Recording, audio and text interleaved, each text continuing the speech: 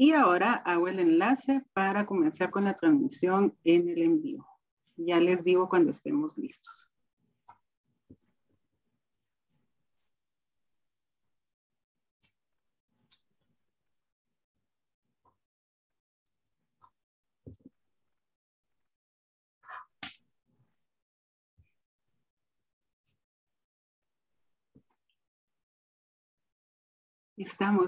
Estamos listos, Andrés.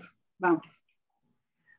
Buenos días, América. Buenas tardes y buenas noches, Europa y el resto del mundo. Les damos la bienvenida a la Cátedra Juan Pedro Laporte Molina en su segundo día, donde tendremos el placer y el honor de contar con la presentación de Andrés Ciudad Ruiz con la conferencia titulada Arqueología de las Victorias Salcajá y de Agua Tibia Totonicapán. Por favor, antes de iniciar la sesión, quiero recordarle a la audiencia que se estarán dando constancias de participación, pero para poderlas tener tienen que registrarse y llenar el formulario que aparece en los comentarios. Asimismo, les pedimos el gran favor que las preguntas, comentarios o lo que quieran manifestar a los ponentes, favor de escribirlos en los comentarios de nuestro Facebook para poder hacer las preguntas respectivas al final de la presentación. El doctor Andrés Ciudad Ruiz es doctor en Historia por la Universidad Complutense de Madrid, catedrático de Arqueología de América, Departamento de Historia de América y Medieval y Ciencias Historiográficas de la Universidad Complutense de Madrid. Es doctor cum laude por la Facultad de Geografía e Historia en la Universidad Complutense de Madrid. Actualmente es catedrático de Historia de América en la mencionada universidad.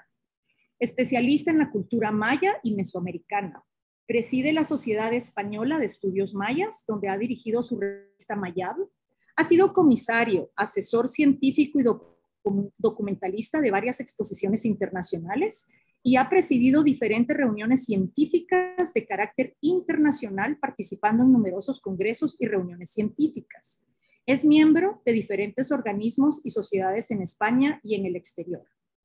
Ha participado y dirigido un variado número de proyectos de investigación como Cambio Cultural en el Occidente de Guatemala, Análisis de Rayos X, Análisis Termoponderables y Análisis Térmico Diferencial de la Cerámica Funeraria de Agua Tibia, Guatemala, Proyecto Oxquitoc en Yucatán, México, Estudios del Periodo Formativo en el Altiplano de Guatemala, Exploración y Salvamento Arqueológico en el sureste del Petén, Investigaciones arqueológicas en San Francisco de la Paz, departamento de Olancho, Honduras, el Códice Trocortesiano del Museo de América de Madrid, los mayas prehispánicos ante el siglo XXI, aplicación del análisis de ADN mitocondrial al estudio de las clases sociales de la ciudad arqueológica de Tikal, Guatemala, la entidad política de Machaquilá durante el Clásico Tardío y Terminal, Guatemala, y la construcción social de la ciudad maya, identificación de ciudades administrativas en los centros urbanos del periodo clásico, siglos II al X después de Cristo. Es autor de diversas monografías científicas, editor de varios ensayos colectivos y autor de numerosos artículos, capítulos de libro y otras publicaciones de menor entidad, entre las que se incluyen Arqueología de Agua Tibia, Totonicapán, Guatemala, los mayas, las culturas de México antiguo y el arte precolombino. A lo largo de su vida académica ha recibido diferentes premios y distinciones, como el primer premio de investigación concedido por el Seminario de Estudios Indigenistas en 1977, el premio extraordinario Fin de Carrera de 1978 y el premio extraordinario de tesis doctoral en 1984, concedidos por la Universidad Complutense de Madrid. Su larga trayectoria intelectual en Guatemala se ha recompensado con el nombramiento de académico correspondiente de la Academia de Geografía e Historia de Guatemala en marzo del año 2000 y desde 2005 hasta 2016 fue subdirector de Ruta Quetzal de BBVA. Entonces le damos la bienvenida al doctor Ciudad Ruiz. Es un gusto y un honor tenerlo en la Cátedra Juan Pedro Laporte. Estamos a sus órdenes y atentos a su presentación. Muchas gracias. Bueno, muchas gracias a ti, Vivi.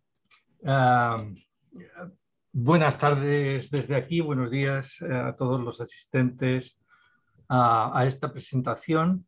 que yo agradezco mucho a la coordinadora del área de arqueología de la Escuela de Historia, doña Claudia Quintanilla, de la Universidad de San Carlos de Guatemala, a participar.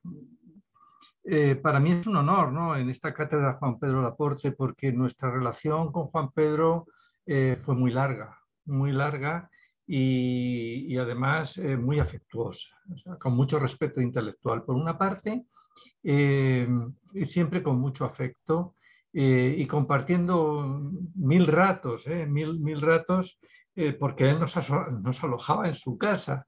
Siempre no siempre, pero la mayor parte de nuestras estancias allí nos hemos alojado en su casa, y eso, pues claro, para nosotros pues es muy, muy significativo y nos produce una sensación de mucho cariño y de mucha responsabilidad ahora para hacer una presentación que va a versar sobre un proyecto que ya les anunció María Josefa Iglesias ayer, que es un proyecto inconcluso, es un proyecto que tuvo mala suerte, pero es el que hay, ¿verdad? Tuvo mala suerte porque se presentaba como una investigación que iba a durar 10 años, luego prorrogable a otros tiempos más según se fueran complicando los resultados, y con una participación de muchos expertos de muy diverso cariz, y terminó todo en solamente 2 años y un poquito, más bien 2 años realmente, con lo cual, claro, pues todos los presupuestos que nosotros habíamos diseñado para la investigación se quedaron en el aire. Más en el aire en el caso de las Victorias y un poco menos en el aire en el caso de Agua Tibia, por razones diferentes.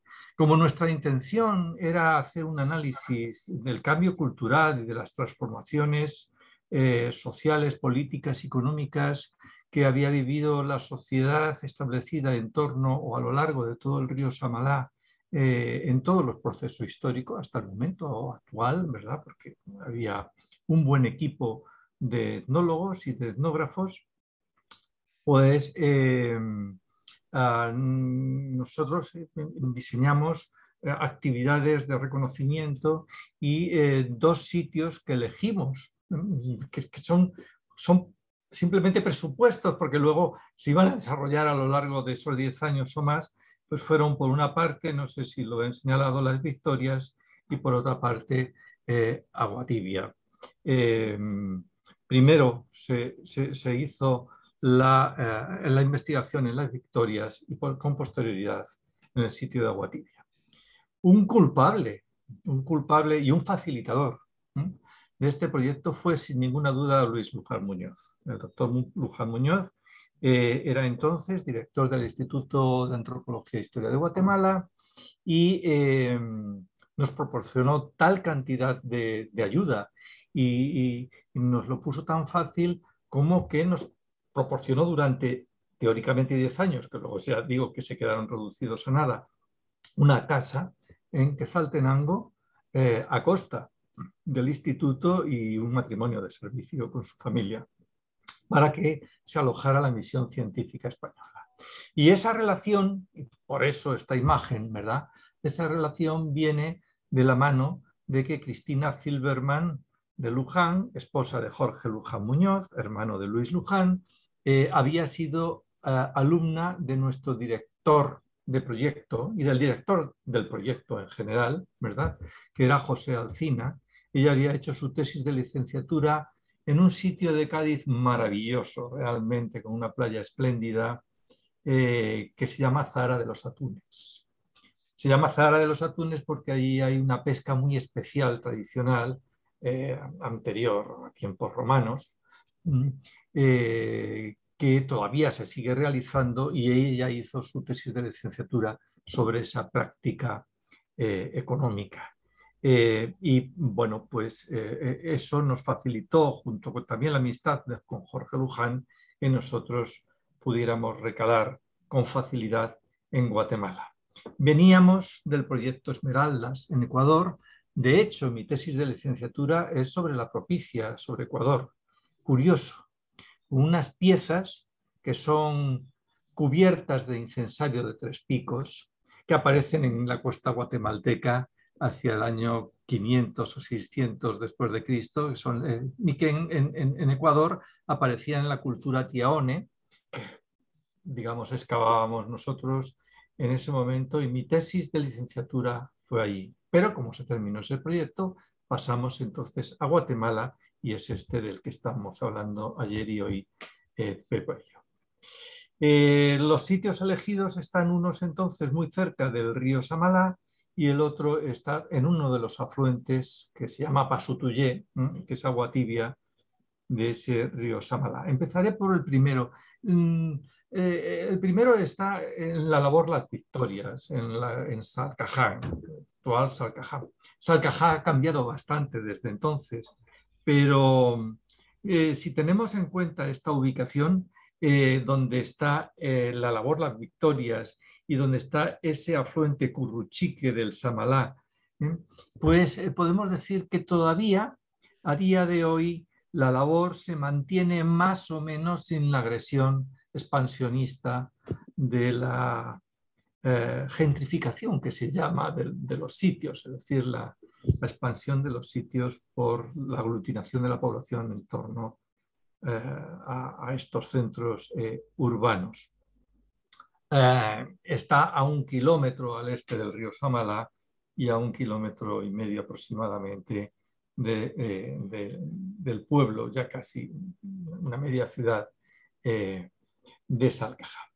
Esa labor estaba destinada fundamentalmente a la agricultura del grano, a la agricultura de grano. Básicamente había bastante trigo y tenían también maíz, pero la labor era tan grande, o sea, la finca era tan grande que tenía una zona boscosa.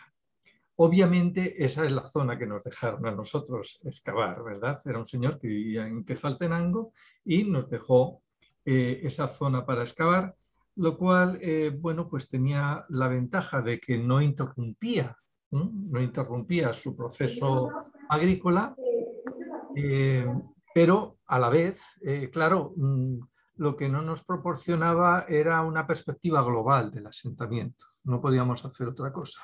Tenemos que tener en cuenta una cosa para la arqueología de los Altos, es que ese era un momento muy delicado para Guatemala. El año 77 era un año muy delicado. Solamente hacía unos meses que había ocurrido la matanza de Panzós. La enorme desconfianza que había por parte de la población, sobre todo las poblaciones campesinas nativas, pues hacía que no le dejaran a uno en los procesos de prospección entrar a sus fincas. Simplemente no lo dejaban, lo expulsaban, ¿verdad? Y hacía muy difícil, claro, llegar a convenios mediante los cuales poder excavar una zona, ¿no? Eso hay que tenerlo muy en cuenta. Y entonces, claro, pues este señor, que no era un terrateniente en ese sentido, entendía las cosas de otra manera y sí nos dejó, pero claro, nos dejó la parte mala, la parte que estaba en pura ladera de montaña. Bueno, no teníamos muchos antecedentes arqueológicos de la zona. Ayer Pepa Iglesias ya los explicó. Fundamentalmente eran los registros de Schuch en los grandes recorridos que había realizado él por los años 50 y 60 por toda la zona, toda la región, y nos había dejado constancia de sitios. Y él conocía el trabajo que había hecho Manuel Gamio en los años 20. La publicación de Gamio, que está en una revista en Washington que se llama Arte y Arqueología, que trata sobre la historia del arte en general, ¿verdad? Pues tiene una serie de páginas dedicados a unas excavaciones previas que hizo en Salcajá para luego dedicarse, como creo que sabéis todos, a trabajar sobre Teotihuacán. Sus 5 volúmenes sobre Teotihuacán son un clásico hoy día de la arqueología mexicana. Se dedicó a México y punto, ¿no?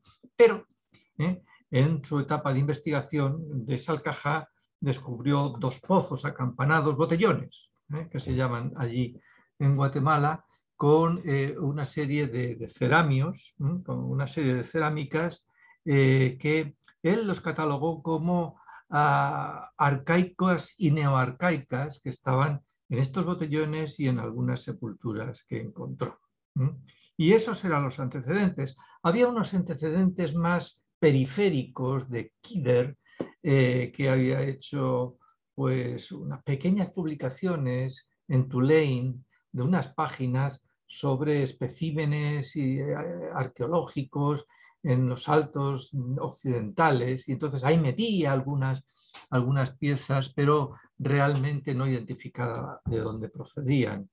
Y bueno, pues el trabajo de Smith y Kidder en el Handbook 2000 de American Indians del 65, que analizaba toda la cerámica de las tierras altas de Guatemala, ni más ni menos, y hacía la breve referencia a Salcajá que le proporcionaba, por una parte, Manuel Gamio, y por otra parte, algunas colecciones que son desconocidas, pero son muy importantes, ¿no? Como la Rosbach o la de Vitalino Robles, que nosotros tuvimos ocasión en parte, solo en parte, de fotografiar y que lo publicamos en la revista Mesoamérica. Y esos eran todos los antecedentes que teníamos. Sin embargo, cuando llegamos a excavar, la excavación era un perímetro de unos 300 metros cuadrados, no era más, ¿verdad? Pero sí identificamos una secuencia de arquitectónica, ¿verdad? Una arquitectura de pozos practicados en el suelo blando de carácter pomáceo, y que se llama tepetate en esa región, que es el que hay en Camino del Juyuy, el que hay en Chiapas, el que hay en el altiplano neovolcánico, ¿verdad? Y que es muy fácil de trabajar y muy fácil de excavar. Y entonces sacamos una secuencia de pozos que resultaban bastante interesantes, que concordaban en parte con las explicaciones de Gamio, muy sucintas por otra parte, pero también las ampliaban en cierta medida. El problema es que estos trabajos se desarrollaron en parte en 1977, muy poco, fue la primera vez que llegábamos allí. La dinámica, digamos, docente en la Universidad Complutense hacía que nosotros termináramos el curso en junio, a finales, se desarrollaran los exámenes hasta los primeros días de julio, así es que nos íbamos normalmente del 15 de julio al 31 de agosto o primeros días de septiembre, porque en septiembre de nuevo están los exámenes de segunda vuelta de aquellos que habían sido reprobados. Por lo tanto, teníamos un mes y medio y justo en época de lluvias, ¿verdad? Pero era lo que había, no había otra posibilidad entonces. Ahora se organiza de otra manera la docencia, pero entonces era así. Y claro, este primer año fue de instalación en la casa, comprar camas, cubiertos, etcétera, etcétera, y también herramientas para la arqueología y todo ese tipo de cosas. Por lo tanto, la excavación fue muy sucinta, muy breve. La más importante fue en el 78, ¿verdad? Porque duró un mes y medio y ya teníamos más gente. En este primer año del 77 solamente teníamos 2 trabajadores de facto, porque estuvimos como 15 días. Luis Morales y Sabino, no me acuerdo qué. Supuestamente eran 2 evangélicos, pero la realidad es que un día sí y otro no llegaban bolos a la excavación, y era horroroso porque nosotros nos costaba mucho echar a la gente, ¿verdad? Pero por otra parte, pues ellos enviaban a sus hijos pequeños y todo eso pues nos hacía que en realidad esto funcionara relativamente poco, con poca celeridad que nosotros necesitábamos. Eran tremendos estos 2, cantaban unas canciones evangélicas que eran insufribles, más allá del sol hay un lugar, dulce hogar, y cosas de ese tipo, pero trabajábamos poco.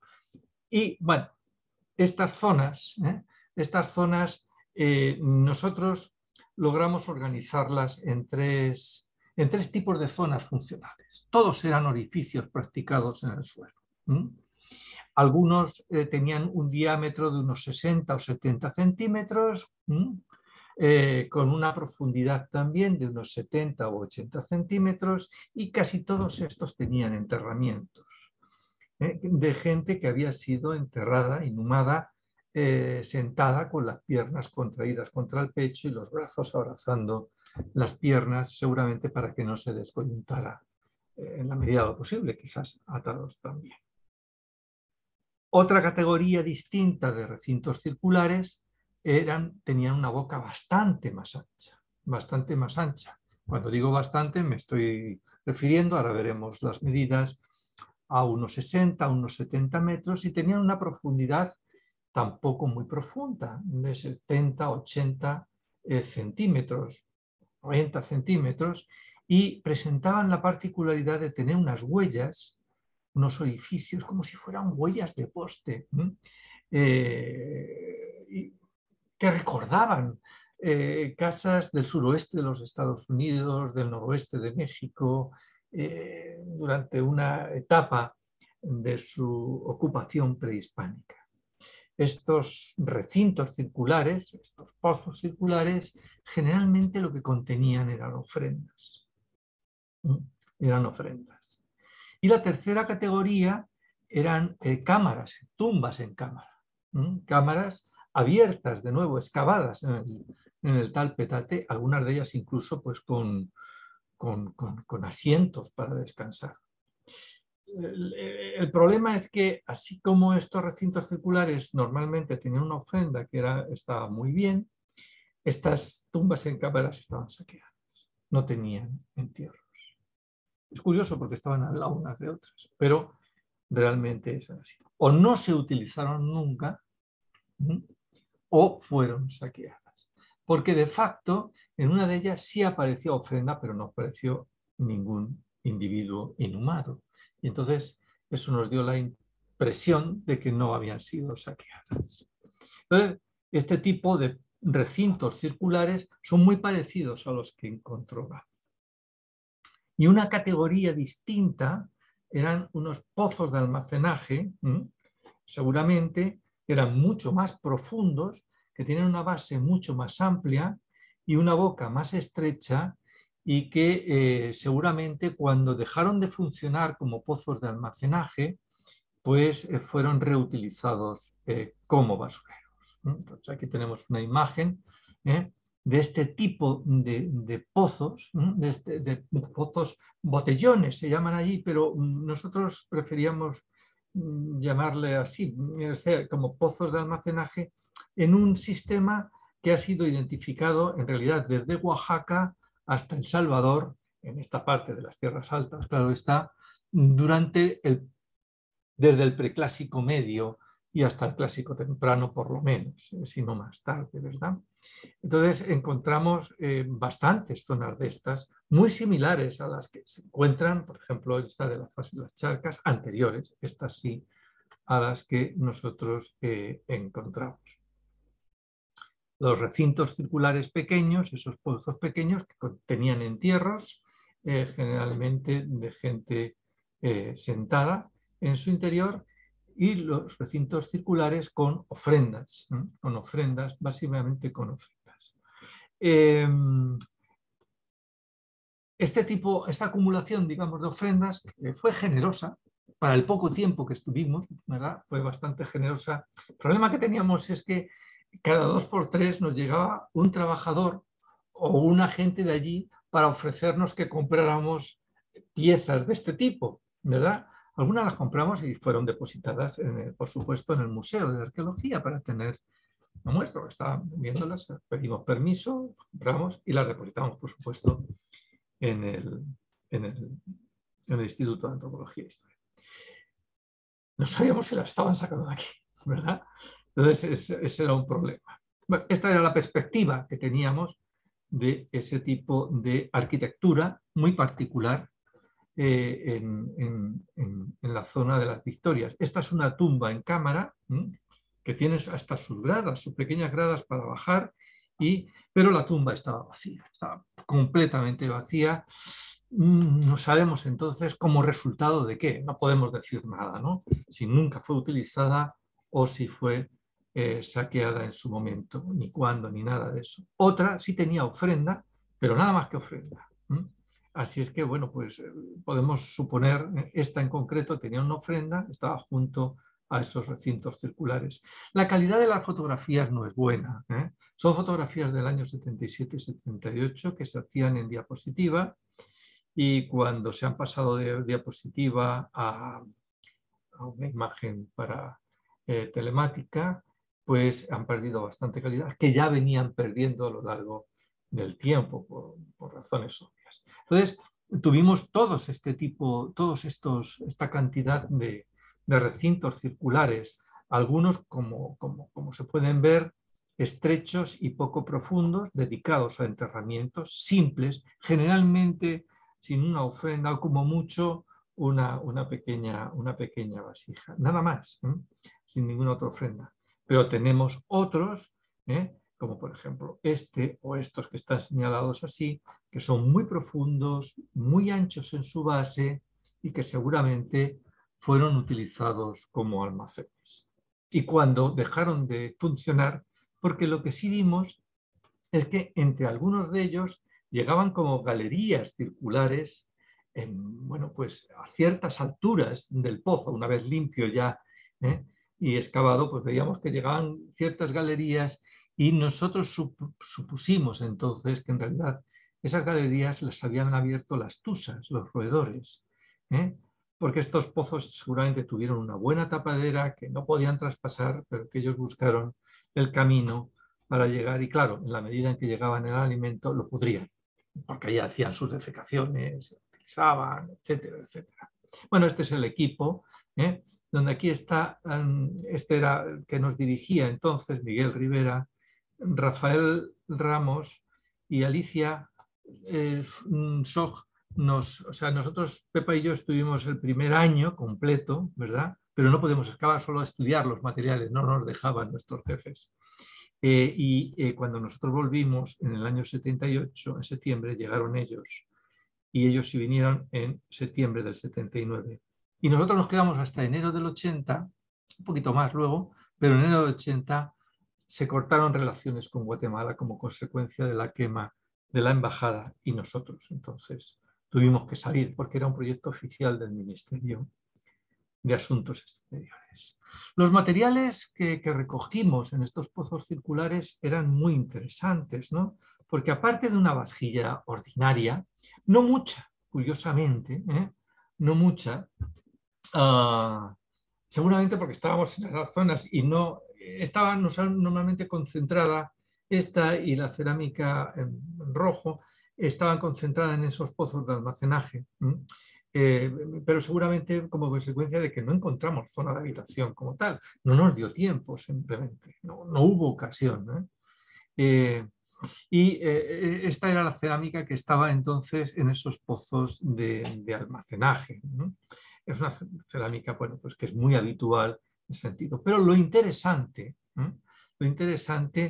es que junto a ella, en las ofrendas, había una buena cantidad de cerámica que estaba definiendo el periodo protoclásico, la transición al clásico, una cerámica que venía siendo preclásico tardía. No tenemos documentación anterior en la excavación, ni cuando analizamos los trabajos de Gamio, y cuando analizamos también, porque seguramente algunas piezas de estas se quedaron en la colección de Vitalino Robles, la que hizo él en el año 26, pues encontramos muchos rasgos definitorios de ese periodo protoclásico, con estas patas paniformes, los platos en silueta compuesta, etcétera, etcétera. Y una profusión muy fuerte de vasijas tapato. Entonces, bueno, este tipo generalmente que estaba muy concentrado en esos pozos de almacenaje, nos dejó una muestra, paso rápidamente porque no tiene objeto. Justo en ese momento, en ese 78, es cuando llegaron Juan Pedro Laporte y Rita Guiñón allí a conocernos, a conocer lo que estábamos haciendo, a conocer las cerámicas y bueno, pues a charlar, y de ahí salió, bueno, pues nuestro primer curso en la Universidad de San Carlos. Curiosamente dimos clase antes en San Carlos que la Complutense, ¿verdad? Y recuerdo entonces a Juan Pedro, porque a él no le gustaba estar en la tierra alta, solamente quería estar en tierra baja y le gustaba pues tomarse sus tragos y siempre ponía el dedo así, decía que se le quedaba así tieso del frío que hacía en esa zona, que Quetzaltenango, pues claro, por la noche pues hace frío por la altitud que tiene. Pero bueno, fue un primer contacto muy amistoso y muy generoso por su parte, porque a partir de entonces ya estuvimos unidos realmente hasta su muerte, con proyectos en Machaquilao, con proyectos en el sureste de Petén y siempre con Proyecto Pepa con el Mundo Perdido, es decir, siempre amparándonos un poco en nuestras actividades allí. Importante, en ese protoclásico es una colección de cerámicas que sacamos allí, en esos pozos circulares, que son muy características y que Marie-Charlotte Arnault en sus trabajos mucho más amplios, con mucha más, digamos, expansión en el tiempo y en la dedicación, pues metió dentro de una esfera, ¿no? de una esfera de la lagunita y que afectaba a una buena parte del Quiché y a otras zonas, pero en cualquier caso estas del suroeste del Quiché, que es la que a nosotros nos interesa. Estas cerámicas de tacto ceroso, de engobe muy grueso, de alto pigmento, ¿verdad? Están muy bien identificadas en Salcajá, corroboran muy bien lo que sacó Manuel Gamio, definen muy bien ese periodo protoclásico. Hay una fecha de carbono 14 que es de 150 después de Cristo, que sacamos y que bien, encaja muy bien con esa etapa, con ese periodo, y que bueno, pues nos lleva a unas formas y diseños que en realidad están presentes casi en Caminaljuyu también hay una muestra de ello, pero fundamentalmente en el departamento del Quiché son muy frecuentes. Digo que disculpas por la calidad de las fotos, ¿no? Igual sucede con naranja, ¿verdad? Teníamos una muy buena muestra, esta vez más fragmentaria, una buena muestra de un naranja con un engobe muy grueso, con un engobe muy pulido, con la mejor calidad de engobe que hemos conocido en esta parte de las tierras altas. Hay que tener cuidado y hay que hacer un llamamiento. Esta parte está virgen por trabajar, porque nosotros no pudimos dedicarnos, lo que había anterior era muy breve y lo que ha habido posterior, que es algún salvamento, que es alguna actividad y tal, pero está por hacer. Entiendo que será muy difícil, me imagino que será muy difícil, ¿verdad? Pero creo que merece la pena meterse en ello. Y también cerámicas que tienen que ver un poquito con la Boca Costa. Cuando hablamos con Marion Hatch y con Edwin Shook sobre ello, pues ellos identificaban con tipos de Boca Costa. Edwin Shook, al que le quiero hacer también un breve homenaje aquí en este comentario, porque tenía la santa paciencia de que de cada 2 o 3 meses nosotros le lleváramos una muestra cerámica para que nos la identificara. Porque claro, yo venía de la experiencia ecuatoriana, nunca habíamos estado en América, nuestros jefes nos dejaron allí tirados y ya le buscaros un poco y entonces no teníamos referentes para catalogar ni para clasificar y Edwin pues se portó espléndidamente con nosotros. También cerámica de tipo Utatrán, generalmente. Y dentro de, bueno, pues de esa conexión un poco lejana, pero periférica, pero real, entre Caminaljuyu y cosas de la Boca Costa, o de una cerámica rojo sobre blanco, también está así del preclásico, que clasificó muy bien Marion Hatch en sus trabajos. Hubo muy poco posclásico, claro que había, ¿no? Claro que había en los recorridos, sí veíamos que existían, ¿verdad? Pero aquí en la labor de las Victorias, bueno, pues algún incensario, alguna cerámica excisa o algunas pichachas y luego ahora cuando hablemos de agua tibia verán por qué digo esto. A mí lo que siempre me ha apasionado, que no he podido desarrollar, es la arqueología en tierras altas de Guatemala, más que en tierra baja, ¿no? Sabiendo diferencia que hay de potencia cultural, pero digamos, el poder observar las mismas cerámicas en los mercados actuales, en formas y en... Ahora lo veremos también con agua tibia y algunas otras cosas más, pues realmente le proporciona una potencia a la investigación que, bueno, a mí por lo menos siempre me ha llamado mucho más la atención. Y grupos fortaleza, es decir, fortaleza blanco sobre rojo también encontrábamos bastante en los terrenos. Voy, para no aburrir demasiado, directo a agua tibia, que es el segundo sitio. Si el anterior era un sitio de preclásico, tardío, protoclásico, este es un sitio de clásico, tardío. Y está muy cerca de San Cristóbal Totonicapán, ¿verdad? En un sitio que estaba muy, bueno, muy dedicado a la agricultura, que sufría mucho impacto, digamos, en los bosques por la enorme cantidad de leña que extraía la población. Era una zona también de cultivo, una zona de cultivo de un señor que vivía en San Cristóbal y que, bueno, pues afortunadamente él sí ya había recogido su cosecha y nos dejó trabajar este yacimiento que constituyó, esto está visto desde el yacimiento, constituyó mi tesis doctoral. Le atravesaba al sitio un pequeño arroyo, el arroyo Pasutuyé, una fuente del Samadá, y bueno, tenía enfrente justo al ladito del arroyo unos lavaderos.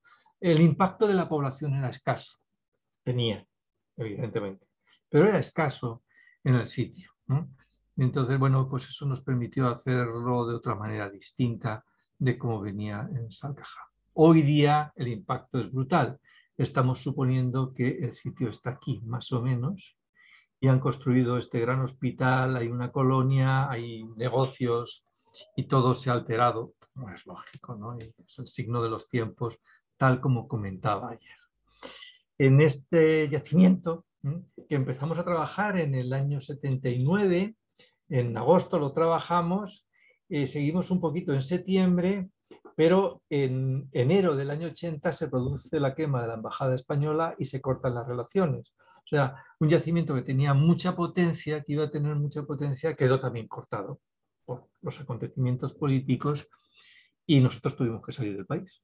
O sea, es que no nos podemos quedar simplemente fuera del país y nos salimos del país. Pero pudimos excavar, y bien, dos casas, un horno de cerámica y un temazcal, y eso es muy novedoso e importante, ¿verdad? Un altar y un cementerio. Vamos a ver alguna cosa de esas. Lo primero que nos encontramos, en buena medida, es sobre el terreno, incluso, además de cerámica, que es lo que normalmente se encuentra en la prospección, fueron como unas acumulaciones de piedras pómez, formando como áreas, ¿no?, en el terreno, ¿no? Y decimos, qué raro, porque aquí no están aquí al lado y entonces pues decidimos su excavación.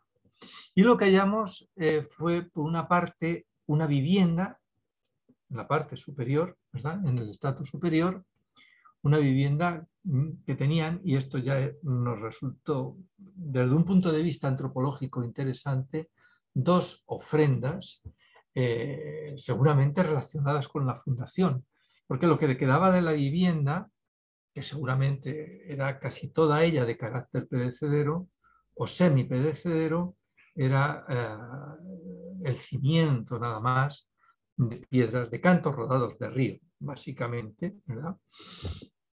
Y dos ofrendas muy sencillas, ¿no?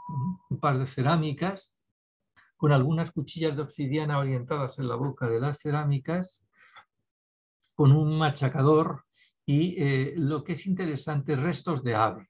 Restos de ave. No pudimos interpretar qué, tuvimos que entregar todos los materiales. Ni tampoco pudimos trabajar con los restos humanos, ni de aquí, ni de las historias. Todo fue entregado al Museo de Antropología, de Arqueología, al Instituto de Antropología e Historia, en definitiva, y ahí se acabó todo. desgraciadamente, pero bueno, pues eso ocurrió y así. Nosotros pudimos recomponer esta vivienda porque aparecían una gran cantidad de restos, ¿verdad? Con huellas como de cañas o de pequeños palos de madera, de restos de barro, que se habían caído de las paredes y lo que teníamos era fundamentalmente el cimiento. La verdad es que no hubo una acumulación muy grande de materiales culturales, sí lo habría de ver después en la siguiente casa, pero no encontramos en este entorno muchos materiales culturales, porque por la superficialidad de la construcción, supongo, ¿no? Y porque había una pendiente que iba hacia, ¿no? Se ve aquí perfectamente en la diapositiva, la pendiente hacia el arroyo Pasutuyé, seguramente se borraba con la lluvia, toda esta caída de materiales que hubieran podido dejar después del abandono de la construcción, pero más o menos la técnica constructiva debió de ser similar a esta que se ve aquí, que todo el mundo conoce allí en el altiplano. Seguimos trabajando esta casa y cuando bajamos en el interior del piso nos encontramos, por una parte, antes de ello, esta acumulación de nuevo de piedras pómez, piedras pómez y cantos rodados de río, y debajo, al excavar la casa, pues encontramos también una construcción que no sabíamos lo que era. No sabíamos lo que era, no teníamos ni idea. Luego hablaremos de esto. El caso es que debajo de esta primera casa apareció una ya así plenamente formada, ¿verdad? Con cantos de río, de ese arroyo Pasutuyé seguramente, que resultaba muy interesante. En la parte más occidental tenía una viga quemada, calcinada, y que nosotros, bueno, pues interpretamos teóricamente en ese momento, dijimos, bueno, esta casa seguramente tenía la techumbre perecedera, se ha quemado y se ha caído la viga y esto pues ha explotado y tal. Bueno, bien, eso es lo que supusimos. No sabíamos si podía ser verdad o no. Como materiales de construcción muy interesante, aquí se ve perfectamente, se utilizaban manos, machacadores, piedras de moler, encontramos embutidas en todas estas paredes. Lo que nos resultó un poco extraño era la cantidad de estas herramientas culturales que se les habían roto a estos individuos y que habían colocado en las paredes de la casa, ¿verdad? Está muy bien, son piedras muy bien formadas y pueden dar estabilidad y cerrar y etcétera, etcétera. Pero nos resultaba un poco, pues, chocante, ¿no? La puerta está orientada hacia la parte del río, pues, del arroyo. La casa estaba bastante bien formada. Y al lado de la puerta nos encontramos un área de fuego bastante fuerte también en el piso y un piso endurecido. Importante es que debajo de la primera casa de la que hemos hablado seguíamos trabajando y lo que encontramos, bueno, perdón, antes de hablar de esto, la cantidad de material cultural, así como las victorias no sacamos casi nada, ¿verdad? Nada más que esas piezas de ofrenda, fue impresionante, fue realmente impresionante y fue muy ilustrativo. Y esa es otra de las grandes cosas por las que me apasionó la poco practicada ya por mí arqueología en los Altos, pues luego ya pasamos a Tierra Baja y ya no me voy a Tierra Baja. Porque la distribución de los materiales lo que nos permitió es observar que aquí en esta parte, en la parte más oriental, en la esquina, pues se acumulaban cántaros, vasijas globulares, algunas de ellas con tapaderas, bastante formadas, no tan explotadas, no tan rotas, y sobre todo sin práctica huella de cocción exterior. O sea, no habían sido sometidas al fuego, eran ordinarias, o sea, tenían su engobe rojo, etcétera, etcétera, pero colocadas. Y bueno, y de tamaño grande. En esta parte de aquí, en esta parte más hacia el sur y sobre todo aquí abajo, aparecieron apastes, pero sobre todo había una concentración muy importante de machacadores, de manos y de piedras de moler. Qué raro, ¿verdad? Entonces, nosotros pensamos que esta era un área de almacenaje y esto también que tenían una serie de utensilios almacenados, no sabíamos muy bien para qué todavía. Y en esta parte, sin embargo, esta parte, fíjense aquí, aquí y aquí, esta parte no tenía prácticamente materiales culturales. Pensamos que era el área de descanso. Y bueno, aquí dormía la gente o algo así, ¿no? Y mientras que, bueno, pues la obsidiana y todo eso aparecía en la parte central, seguramente como consecuencia de haber sido colocada a lo mejor en la techumbre o algo así para que no se utilizara, ¿no? Entonces, fue muy interesante esta casa que la reconstruimos más o menos de esta forma, ¿no? Por los datos que teníamos entonces. Cuando excavamos esta parte más al sur, esta estructura que aparecía por debajo de la casa ya fue tomando forma. Resulta que era un murete de unos 50 por 50, 50 de ancho, un poco más de alto, 70 de alto, y que tenía 4,5 metros. Era una superficie de arcilla roja endurecida, totalmente endurecida, que se apoyaba en la ladera, esto está inclinado como hemos visto antes, y en cuyo ámbito, entre la casa y esto, que no había mucho más de 1,5 metros, ¿verdad? Había una enorme cantidad de fragmentos calcinados y de restos de madera calcinados totalmente.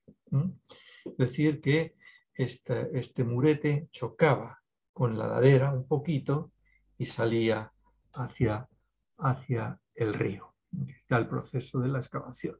Pero no teníamos mucha idea de lo que era esto, pero sí vimos esas áreas de fuego totalmente enrojecido. Esta era la parte que chocaba con la ladera, ¿verdad? Y una gran acumulación, insisto, de pequeños fragmentos de cerámica quemados, pero quemados y quemados y requemados con madera. Justo el sitio está en un camino. En realidad, entre la zona de entierro y la zona de la casa, que a lo mejor hay como 8 o 10 metros, pasaba este camino, o 12, pasaba este camino. Y la gente era muy curiosa. Y pues se paraba a hablar con nosotros y tenemos esto que no sabemos muy bien lo que es y tal y cual. Y una persona dijo, dice, eso puede ser un horno como el de Cantón Vázquez. Era un horno, el Cantón Vázquez está como a 10 kilómetros, 12, de este sitio de Aguatibia, y claro, fuimos a ver inmediatamente y nos llevamos esta sorpresa. El ceramista colocaba los objetos con las maderas y las cubría de pajón y aquí quemaba sus apastes y sus comales. Este era más grande, más alto, no más grande de largo, el de Aguatibia era más largo, pero este era más alto seguramente porque este señor hacía apastes y comales, mientras que el de Aguatibia podía hacer otro tipo de cerámicas tal como pensamos y como luego pues intentaré argumentar. Entonces aquí tenemos tal, y claro, dijimos, bueno, qué pena que en el año 79 la etnoarqueología no se hubiera desarrollado. Ya se estaba poniendo de manifiesto, pero en esas universidades, ¿verdad? Que no pudiéramos aplicar esto, pero sí lo documentamos bien, ¿no? Sí lo documentamos bien. Le hubiéramos dedicado mucho más tiempo si hubiéramos tenido, pues que esto sucedió todo tan rápido que no pudimos controlar la situación de tenernos que ir corriendo de Guatemala. Pero bueno, este tipo de conexión. Tenemos 4 fechas de esto, luego diré cuáles son. de conexión del pasado con el presente es una cosa espléndida, ¿no? Para interpretar. Para interpretar. No es que sean poblaciones estáticas, ni mucho menos, la cultura está cambiando todos los días, pero claro, este tipo de datos para nosotros fue muy beneficioso. Lo mismo nos ocurrió con este otro rasgo. Aquí está. Bueno, en definitiva, lo que aquí sospechamos, y luego volveré a insistir, es que el horno se les fue la mano y quemó la techumbre de la casa, y la casa se tuvo que ser, no pudieron controlarlo, y porque estaba a 1,5 metros, ¿no? Y seguramente por eso fue abandonada, y esta otra se superpuso con el tiempo a ella, ¿verdad? Pero fijaros que es bastante superficial el asunto, todo. Otro rasgo también muy interesante que encontramos, fíjense, en esta superficie quemada con este agujero, luego hablaremos de este escaloncito, fue un temazcal. Claro que se habían descubierto temazcales en Piedras Negras y en otros grandes sitios del área maya, grandes ciudades. También en Ixón había encontrado un temazcal en la lagunita o en el Quiché, no me acuerdo, ahora mismo se me está yendo el sitio, ¿no? Pero para nosotros fue una gran sorpresa y de nuevo tuvo la culpa esta gente que pasaba por aquí. Fíjate, aquí están las herramientas, este es el camino, ¿verdad? O sea, estaba el sitio en el propio camino. Bueno, cuando lo excavamos, resulta que tenía una pequeña escalerita que metía a uno en el interior de la habitación, una pared perfectamente enlucida y al final de la pared enlucida un asiento, una banqueta de piedra, una banqueta de piedra basáltica. Elucubrando como siempre, y una mujer dijo, es un temazcal, déjense de tonterías, eso me parece un temazcal y tal. Y bueno, pues esta es la reconstrucción que hicimos de este rasgo, que como todos los temazcales, por eso he dicho que se fijaran en ese agujero y en este área quemada, tenía que tener su área de fuego, un conducto para salir el agua, ¿verdad? Y bueno, nosotros lo interpretamos así y resultó ser un rasgo pues, muy interesante, claro está, ¿no? Porque en lo que teníamos, en definitiva, no dejaba de ser una unidad habitacional básica donde había un señor, que seguramente sería un campesino, que tenía su temazcal, como tienen muchas de las casas en algunas regiones de los Altos, y se dedicaba también a hacer cerámica. Hacer cerámica no solo para abastecerse él, sino, como veremos, una cerámica que tenía mayor ambición en cuanto a su elaboración. Luego veremos esa cerámica. Muy cerca, detrás de esto, había un altar que también tenía el mismo tipo que estas ofrendas. 2 cerámicas, 2 vasijas, una metida dentro de otro, un resto de agave, 2 cuchillas de obsidiana orientadas hacia la boca y bastante fuego y ceniza en la base de esas. Una pena, ¿verdad? No explorarlo mucho mejor, con mucho más detenimiento, porque seguramente se quemaron sustancias olorosas, y, lo que sea, y hubiera pues estado muy bien conocerlo. Por cierto, también tenía sus machacadores y sus manos en las paredes. Finalmente, en la parte más oriental, descubrimos lo que nosotros llamamos cementerio. ¿Por qué? Pues porque había 17 entierros, todos juntos. Sé que es un rasgo no habitual en las tierras bajas mayas, pero estaban todos juntos ahí. Nadie nos dice que si hubiéramos estado 2 años más, esto no hubiera sido más amplio. En cualquier caso, eso estaba, entierros estaban ahí. Muchos de ellos colocados en posición sedente. Estaban muy superficiales y lo que sí estaban eran un poco deteriorados. Bueno, aquí sí sacamos una gran muestra de clásico tardío, con una cerámica en rojo ordinaria, que nosotros llamamos bulo rojo, con una enorme variedad de formas, ¿verdad? Todo tipo de cántaros, de ollas, de platos, de comales también, cuencos, etcétera, etcétera, ¿no? Entonces, incensarios, bueno, fue una muestra muy completa, muy completa. Tenemos aquí esta muestra, no voy a detenerme en ello, vasijas, zapatos, siguiendo esa tradición, y comales, que era muy interesante como forma. De nuevo, otra vez llamo la atención de que cuando vamos a los mercados, como San Cristóbal Totonicapán, nos encontramos las mismas decoraciones en la cerámica ordinaria, me refiero, claro está, que nos dice el éxito manufacturero que tienen estas industrias en las sociedades tradicionales, ¿verdad? Tienen unas formas tan apropiadas que para qué queremos cambiar nada, ¿verdad? Pero el contenido del significado, que puede ser haber cambiado de contenido, pero el diseño pues sigue siendo el mismo, ¿no? Bueno, pues aquí incensarios utilizados. Seguramente ese bulux rojo fue hecho en el horno, como también este tipo que nosotros denominamos wedge negro, y que fundamentalmente ya era una vajilla más de servir, ¿no? De cuencos de distinta naturaleza.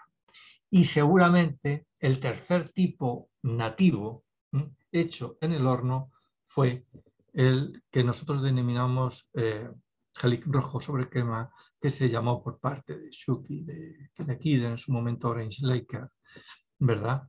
Y que, bueno, muchos de estos fragmentos eran los que estaban quemados, no estos que aparecen aquí, ¿verdad?, en el horno, ¿no? Muchos fueron utilizados de esta manera y conseguimos una muestra.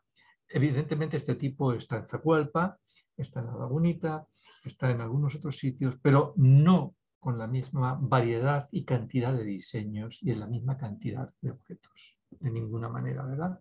Y bueno, aquí hay esta muestra que voy a pasar rápidamente, que es una muestra que recoge o motivos geométricos o diseños de aves o abstracciones de diseños de aves con pintura negativa también, lo que nosotros decimos pintura negativa, o individuos, personajes danzando como si fueran aves, ¿verdad?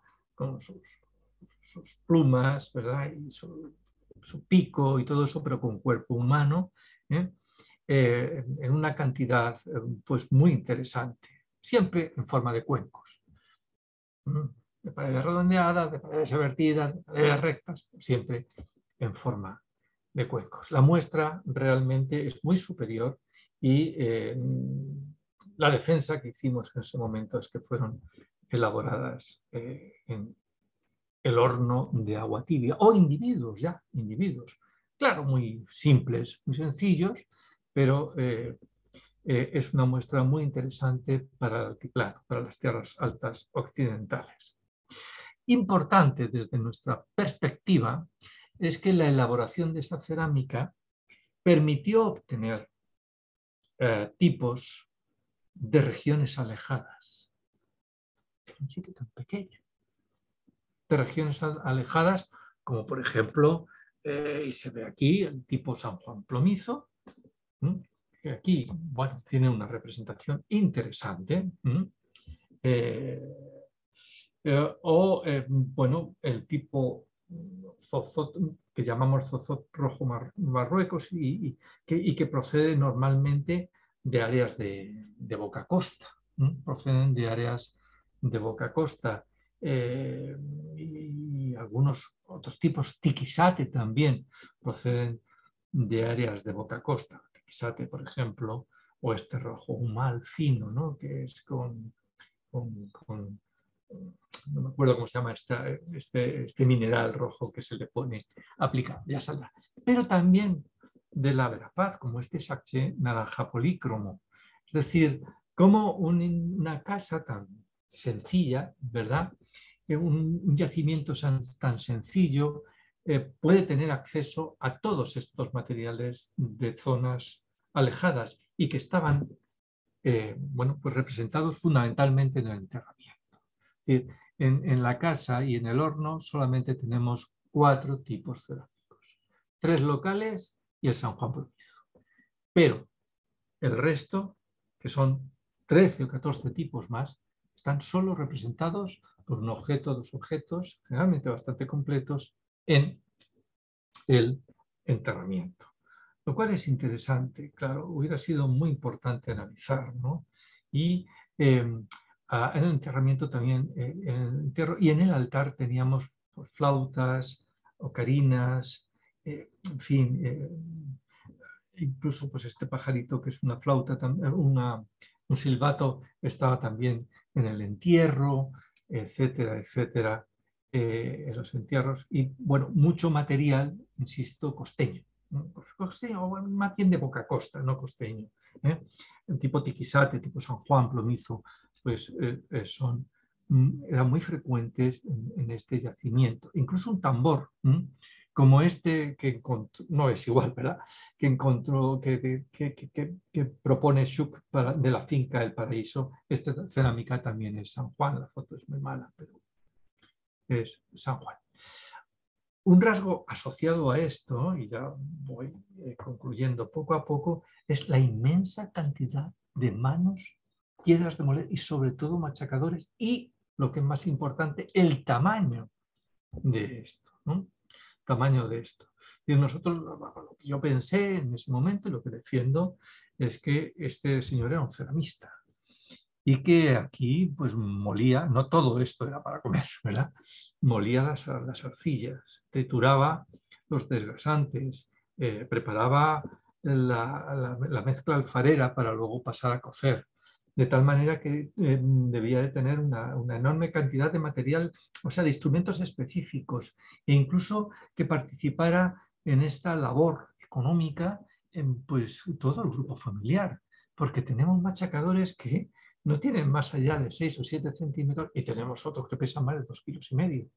Entonces, quizás asociado a varias manos, y nunca mejor dicho, y aquí está la muestra esta de los machacadores, algunos muy pequeños, otros muy grandes. Lo mismo sucede con las manos. Entonces, es tal la profusión, hay tal cantidad de materiales para una sola vivienda, en una fase muy corta de tiempo, relativamente corta de tiempo, que incluso hay individuos que algunos sí lo pudimos cesar, masculinos, que tienen un machacador como ofrenda de entierro. Entonces, bueno, pues es muy posible que estemos ante la vivienda de un ceramista, esta es la piedra del asiento del trono, ¿verdad? Incluso encontramos una piedra hongo, una base de piedra hongo que quizá pueda ser un molde, ¿no? Estaba justo entre la casa y el horno, puede ser un molde para hacer forma de cerámica, ¿no? Para darle forma, y muy interesante. Encontramos también unos camagüiles. Al final no supimos bien si eran de madera o de copal, pero que eran muy interesantes en el enterramiento. Seguramente, pues, vigilando, cuidando el bienestar del enterramiento. Luego, eso es una figurilla muy frecuente, hecha en piedra dura, y aparece, bueno, pues aparece en la Lagunita y en otros sitios del Quiché, pero a nosotros nos apareció aquí en este contexto de manera, pues, muy interesante.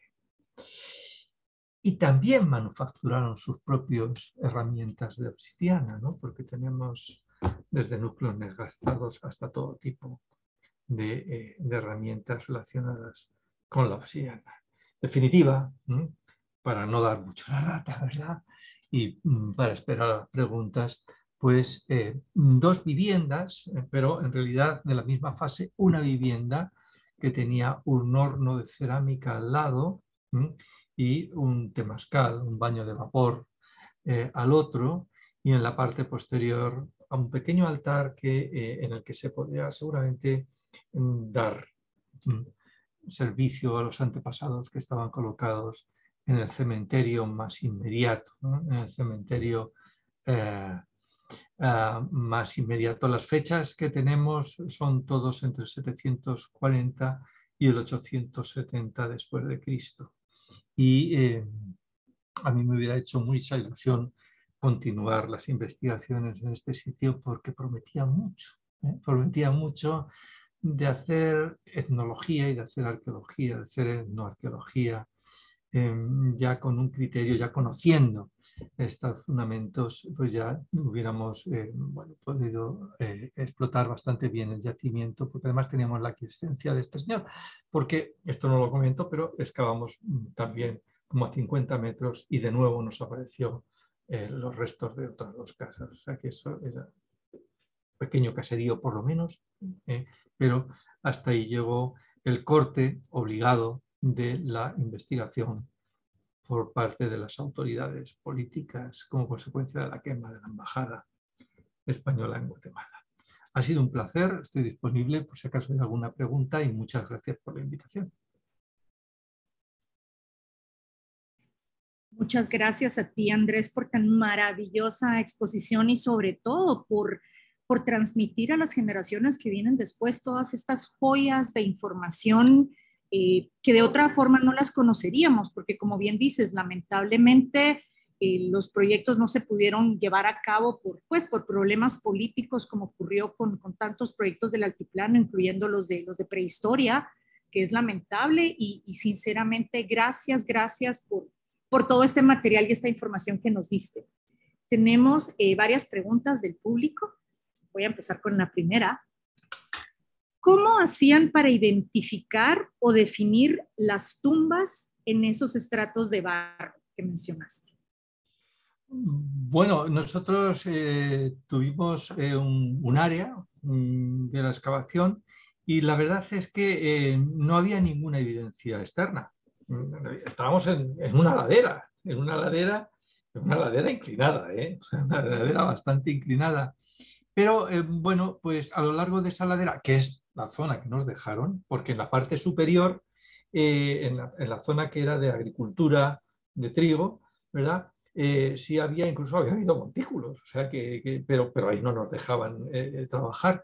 Entonces, bueno, pues lo hicimos un poco sin tener una evidencia. Claro que había por la escorrentía había algunos fragmentos de cerámica en superficie y dijimos, bueno, aquí tiene que seguir este yacimiento, pero lo que nosotros esperábamos realmente es que hubiera escalonamientos, ¿no? Y entonces, bueno, pues trabajamos ahí y claro, al dar con el primero, pues ya te obligaba a ampliar el área de trabajo y así fueron sucediéndose unos y otros. Es interesante, claro, no da tiempo a hablar de todo, es que es interesante que esta caída seguramente tuvo que ser en algún momento aterrazada, en algún caso pequeño, o sea, no una gran terraza, ni mucho menos, para contener la inclinación para colocar estos lugares. Ahora, no necesitaban gran soporte porque eran excavaciones en roca madre, en el tapetate, o sea que no necesitaban hacer grandes inversiones de esfuerzo para aplanar zonas ni nada de eso, porque, insisto, es excavación en roca y entonces eso te permite lo que sea. Es una roca muy blanda.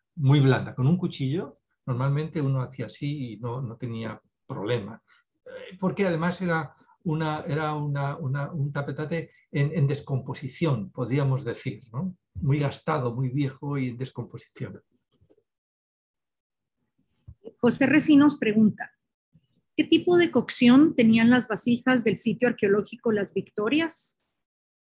Bueno, normalmente, excepto, claro, las piezas que eran completas no las analizamos, pero era una cocción reductora. Era una cocción reductora. Tenían, había desgrasantes o temperantes, como quieran, no sé cómo le llaman allí, en desgrasantes generalmente de pequeñas, y eso pasaba también en Agua Tibia. Seguramente allí en la zona se daba, eran pequeñas pellitas de cuarzo que le daban coherencia a la arcilla, pero eran cocciones normalmente reductoras. No analizamos evidentemente la vasija completa, pero la muestra que analizamos sí era así. Francisco Sarabia, excelente conferencia. Gracias. Y te pregunta, si en algún momento se digitalizará la documentación del proyecto, incluyendo fotos y dibujos para su consulta en línea. Pues ese ha sido un problema que hemos tenido, porque teníamos todo, claro, todo esto se almacenó en el departamento de antropología, en nuestro departamento, ¿no? En forma de diapositivas, que era lo que había, no había otra cosa, ¿eh? Y entonces yo recuerdo, claro, el departamento, pues desde que empezamos en Chinchero hasta ahora y luego otras muchas cosas que tiene, tal, se colocaron, pero bueno, ahí se quedaron, ¿no? Bien, o sea, bien organizadas, y lo que nos hemos dado cuenta ahora, yo he hecho un esfuerzo, digamos, para digitalizar algunas de ellas en un escáner que yo no tenía y hemos tenido que buscar, etcétera, de diapositivas, y nos hemos dado cuenta de que han perdido bastante calidad los Ektachrome y los Kodachrome, que era lo que se utilizaba, pues algunos dan unos tonos muy rojos, otros muy verdes. Hay que trabajar mucho esas imágenes para sacarles un poco más el jugo. Yo se lo he sacado de manera un poco grosera, ¿verdad?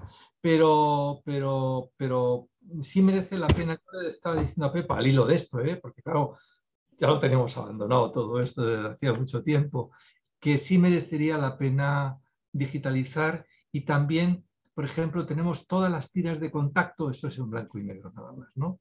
De la colección de Vitalino Robles que nos dejaron, que eso, bueno, son como 300 o 400 piezas o más quizás que no se conocen.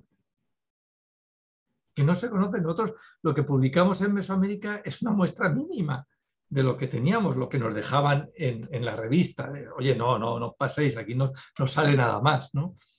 Pero no se conocen y es una buena muestra que yo creo que merece la pena que se tengan en cuenta. Pero otros trabajos nos han llevado por otras direcciones. Ok, Jorge Méndez. A él le interesa saber si el mineral rojo será cinabrio o hematita especial. Cinabrio. Es que no me salía. Es ya Ok. Patricia del Águila. Hola Andrés, buenas tardes. ¿Qué tal, Patri? ¿Sabes si algún otro proyecto continuó trabajando en esa área? No, yo sé que, vamos a ver, es que se me ha olvidado, sé que ha habido excavaciones, ha habido salvamentos, tanto en Quetzaltenango como en Totonicapán, pero hay una chica que estaba intentando volver a hacer un proyecto, pero se me ha olvidado el nombre. Daros cuenta que yo no he vuelto a tener mucho contacto con gente que trabaje Tierra Alta ni nada de eso, y se me ha ido el nombre, pero sí quería hacer otra vez. Yo creo que esa región, bueno, es que está libre de investigación, y creo que puede ser muy interesante si orientáramos un poco otra vez la arqueología Tierra Alta. No estaría nada mal, ¿eh? Para ver las cosas de otra manera también. Ok. Pero no. Sonia Sal pregunta. Primero te dice excelente. Y luego, ¿es posible accesar a la presentación y del material? Y ha escrito si puede darme el nombre. Yo no soy arqueóloga, pero me fascina el trabajo de ustedes. Estoy cerca de los lugares Las Victorias y Agua Tibia. Saludos. Bueno, yo esto no lo he escrito. O sea, yo no, en fin, ya últimamente no, a no ser que sea para una publicación, pues para las presentaciones no lo escribo. Están todas las cosas que hemos publicado, en su momento. Ahora le he podido dar a lo mejor algún comentario, algo diferente por la experiencia que me ha dado un poco el tiempo, ¿no? Pero no lo he escrito, lo siento, la verdad. No. Me voy a permitir contestarle a Sonia Sal que al menos esta presentación sí la puede accesar, va a estar colgada en el Facebook de la Escuela de Historia y también va a estar en el YouTube próximamente, así que la presentación quedó grabada y podemos hacer referencia a ella todo el tiempo. Luego, Melissa Sicaján pregunta, ¿será que hubo algún tipo de seguimiento y estudio a los encontrados? Se ha cortado, ¿me lo puedes repetir, Libby? Que si se le ha dado algún tipo de seguimiento o estudios posteriores a los materiales que encontraron, no tanto a los sitios sin investigación, sino alguien más ha analizado los materiales que encontraron. Pues no, y además tengo que decir, y con pena esta vez, que yo cuando he vuelto a visitar los fondos del museo, que ya hace tiempo, 8 o 10 años, la verdad es que la muestra estaba muy maltratada. Y nosotros teníamos las gavetas y todo, ¿no? Pero yo no sé, supongo que habrá sido movido, no tengo ni idea. Y tampoco yo me quiero meter en nada que no me corresponda, ¿no? Pero creo que había menos muestra de la que nosotros entregamos. Ay, qué lástima. No, pero no lo sé. O sea, a lo mejor estaba en otro lado, simplemente, o estaba dividida, o tripartita, ¿verdad? Pero me dio esa sensación. No, nadie lo ha vuelto a ver, que yo sepa. También preguntan si existe la posibilidad de retomar las investigaciones en esa área. A mí me pilla un poco mayor. Ojalá.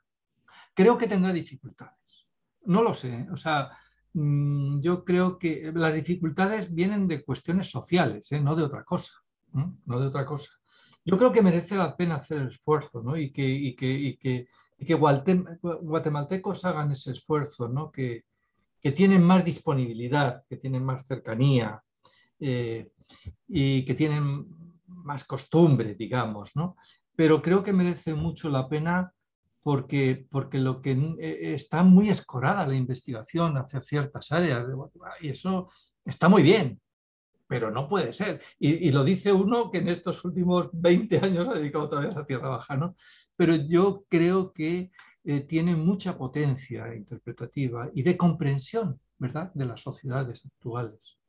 Ese tipo de arqueología en esa zona. Por lo menos a mí me dio la sensación con esta excavación. Y yo sí lo recomendaría a vuestros alumnos. Perfecto. Jorge Chocón pregunta, Jorge. ¿los informes de estas investigaciones están disponibles en línea? En línea no, porque entonces, claro, cuando los entregamos al instituto no había líneas.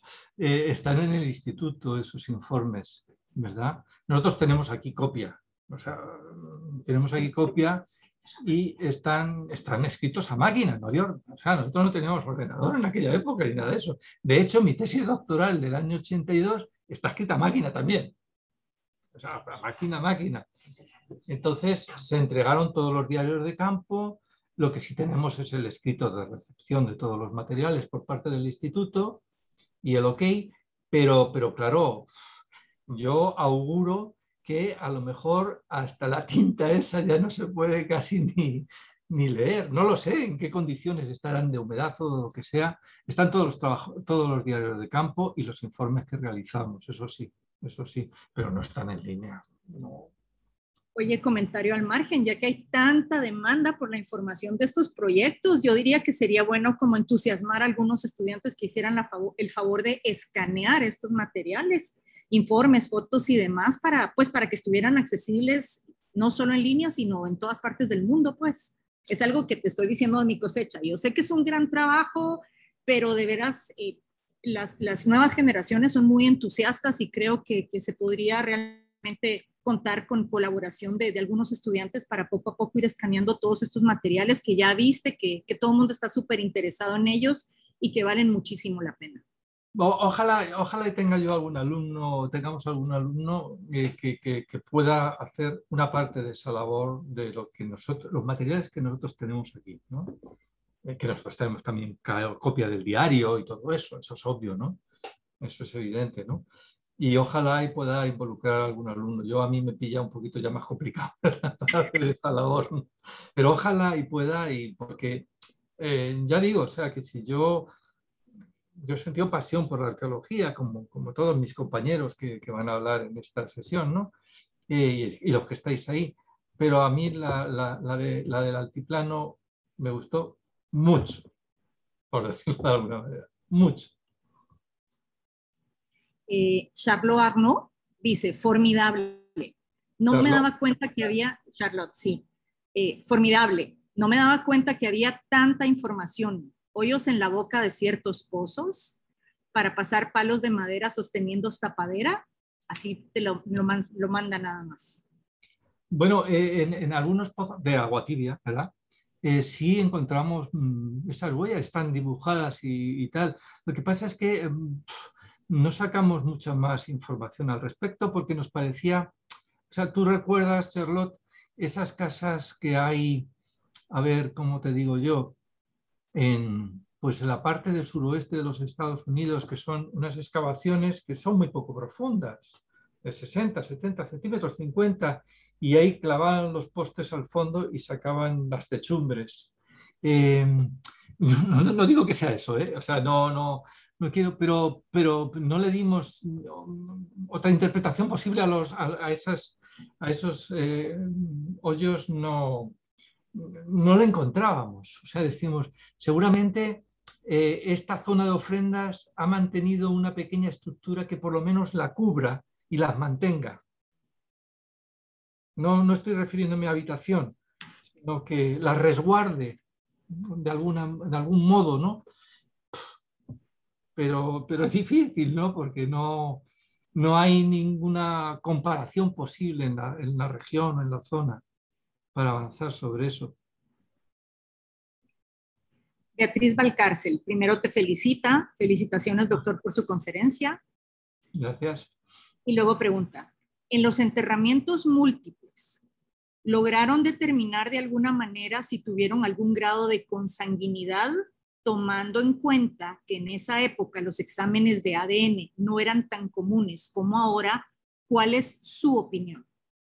Bueno, insisto en que no pudimos nada más que cesar algunos de ellos a ojo nosotros no expertos, ¿no?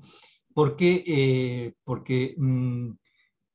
en realidad esta excavación que nosotros terminamos en septiembre, muy a finales de septiembre, porque nuestros jefes entonces se tuvieron que venir ya para dar sus clases y como nos quedábamos Pepa y yo, pues nos quedó esa parte nada más, la parte del cementerio la trabajamos Pepa y yo a finales de septiembre, principios de octubre, y la embajada de Guatemala la quemaron el 30 de enero. O sea que no hubo tiempo para nada, o sea, no hubo tiempo para llevar un bioarqueólogo, un antropólogo físico, que entonces para decir, oye, analízame estos huesos o a quién busco. No, estaba todo bien colocado, pero de hecho, esta parte de mi tesis yo tuve que correr en realidad Pepa y yo salimos de allí el 15 de marzo, cuando esto pasó el 30. Y os voy a contar una anécdota, no quiero retrasar, otra cosa porque yo tengo la prisa también, que Pepa y yo decidimos casarnos antes de salir de Guatemala, porque el secretario de embajada de Guatemala, que era muy amigo nuestro, habíamos hecho amistad allí, nos decía, venga, casaros, yo os caso, si no queréis casaros por la iglesia, yo os caso, por favor, y tal y cual, venga y tal, pero era un hombre, pues bueno, secretario de embajada. Y él murió en la quema de la embajada y como homenaje a él, Pepa y yo decidimos casarnos. Pero hicimos un previaje de novios a la península de Yucatán, porque dijimos, ya no vamos a volver por aquí, vamos a ver todos los sitios mayas que podamos. Y en la frontera había un guardia guatemalteco con unas gafas de estas de espejo que dijo, ustedes son los culpables, son comunistas, no sé qué, en fin, todo tipo de asuntos maravillosos. Y me dijo, usted ciudad, no le voy a olvidar nunca. Si vuelve por Guatemala tenga mucho cuidado. Claro, yo iba aguadito de piernas, pero me fui a México, volví, oye, le tocó otra vez al tipo este de guardia y me identificó. Me dijo, no le he olvidado. Y dije, ¿pero por qué? Si yo no he hecho nada. Entonces, la verdad, aunque luego he vuelto muchas veces a Guatemala, yo estaba deseando salir de allí. Y entonces no nos dio tiempo nada más que eso. O sea, juntamos los materiales, los clasificamos, los envolvimos, los guardamos, tuvimos contacto con el instituto, los trasladamos, los entregamos, nos firmaron todos los papeles, porque eso para nosotros era fundamental, que nos firmaran todos los papeles para que nos dijeran que habíamos dejado abandonados materiales arqueológicos o que nos lo habíamos llevado. Entonces, una vez que hubo conforme, ya salimos del país, ¿no? Entonces, no dio tiempo a analizar ese tipo de... Yo pienso que, claro, o sea, el sitio es tan pequeño y que la consanguinidad está asegurada, no digo de todos, pero Ahí las diferencias que hay, claro, yo no me puedo detener en esto, pero casi no todos tenían cerámicas de la parte de la Boca Costa, algunos no tenían y otros sí las tenían, ¿no? Entonces, bueno, eso habría que estudiarlo con un poquito de detenimiento, pero no va a dar mucho de sí en cuanto a consanguinidad. Entonces no se hacía nada de eso de todas maneras, ¿no? Pero, Ok, te vamos a retener con 2 preguntas más porque créeme que de veras, el público está muy interesado, Andrés, así que por favor danos chance de las 2 últimas preguntas. Dale. Una, Fernando Morales pregunta, ¿cuál es su opinión sobre los camagüiles? ¿Ha cambiado con respecto a la impresión que tenía de estos en los años 80? Yo creo que son guardianes. Yo para mí que son guardianes. Amuletos guardianes, digamos, como los penates romanos, ¿no? Algo así. Sé que Alain y Sean, y está aquí Charlotte, en un momento determinado no estuvo muy de acuerdo conmigo, porque claro, él los que encontraron eran como, pero era también una guardia de la lagunita, no sé si me equivoco, Charlotte, o no, como una guardia de un espacio, ¿verdad? Y yo creo que sí yo pienso que son como amuletos guardianes, o sea, como gente que ampara a quien los utiliza con respecto a los antepasados, ¿no? y a las fuerzas sobrenaturales. Sigo teniendo esa opinión, claro, no la he podido cambiar porque no he seguido investigando al respecto, entonces pues me mantengo en ella.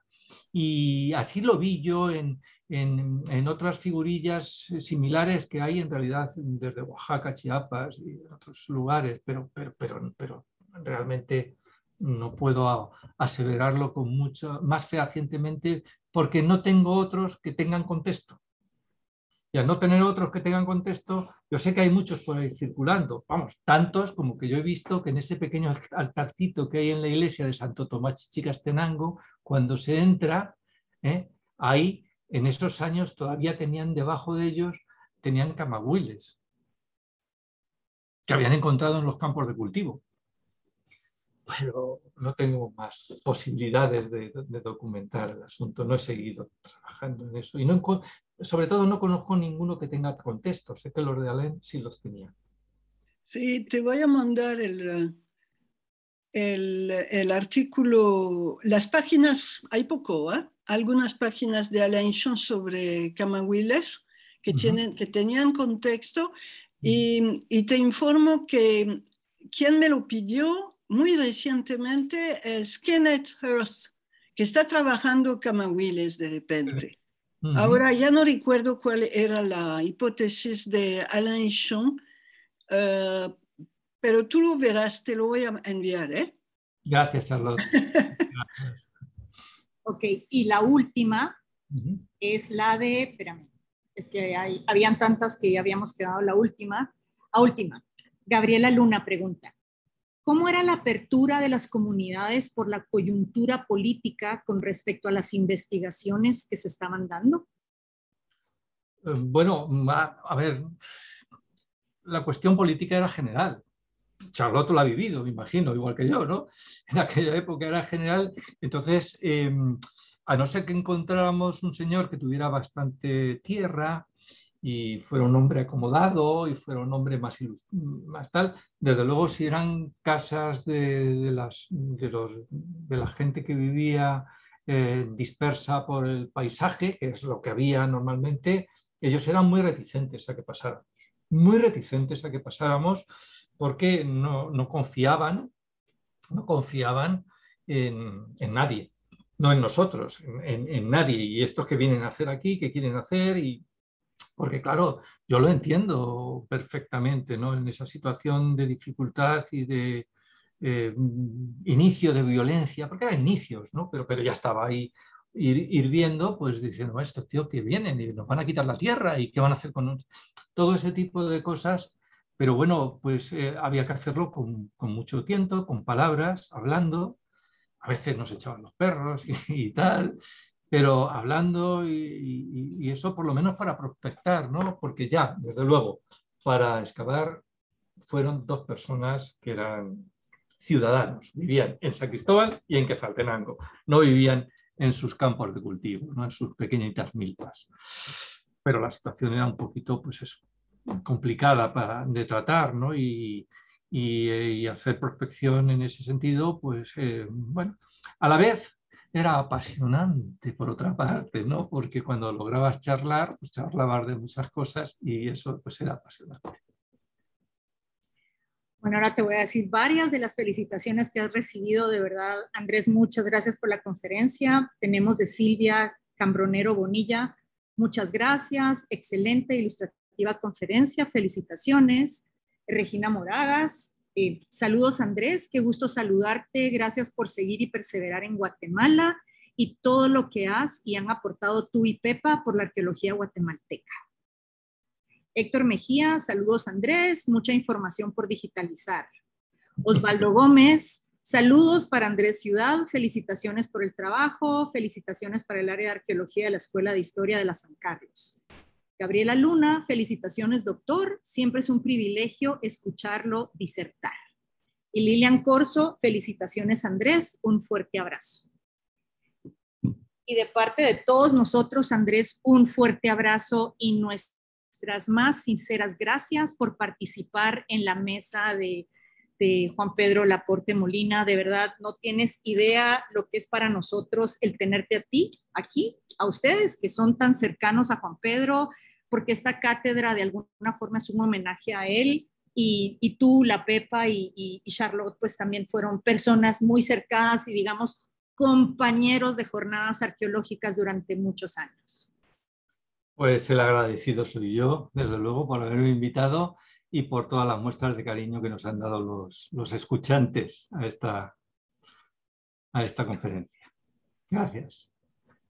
Pues muchas gracias a todos por escucharnos. Les recuerdo, por favor, que mañana continuamos con la cátedra Juan Pedro Laporte. Será nuestro tercer día y tendremos la intervención de la doctora Marie Charlotte Arnaud. Están todos cordialmente invitados y entonces muchas gracias por su participación a todos y espérame, Andrés, porque no te puedo dejar ir sin que veas que te tenemos, espérame. Ay, ahí va. El diploma que dice Cátedra Juan Pedro Laporte, Escuela de Historia, Universidad de San Carlos de Guatemala, otorga el presente reconocimiento al doctor Andrés Ciudad Ruiz por su participación como ponente en la Cátedra Juan Pedro Laporte, Arqueología de Tierras Altas, realizada del 3 al 6 de mayo del año 2022 y con las respectivas firmas del director de la escuela y de la coordinadora del área de arqueología. Muchísimas gracias, Andrés, por estar con nosotros y por darnos tu sabiduría, tus conocimientos, tu experiencia y sobre todo tu cariño. Un abrazo para todos y muchas gracias.